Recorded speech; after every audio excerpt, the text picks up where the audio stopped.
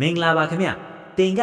တိတ်ရသည်ဖွာဒီကိုအယမ်းမာနာကြည့်တယ်လို့ပဲထင်နေတာလားတကယ်တော့သူတို့မှာတင်မတိသေးတဲ့တခြားမျက်နှာစာတွေရှိပါသေးတယ်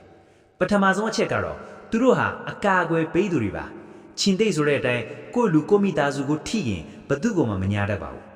ဒုတိယအချက်ကသဘောထားကြည့်မှုပါသူတို့ကစိတ်ဆိုးလွယ်ပေမဲ့တောင်းပန်စကားတခွန်းနဲ့နဲ့အကုန်ခွက်လွတ်ပေးနိုင်တဲ့နှလုံးသားပိုင်ရှင်တွေပါတတိယအချက်ကတော့ဂယုစိုက်ခံချင်တာပါသူတို့ကဘလောက်ပဲခက်ထန်ပြ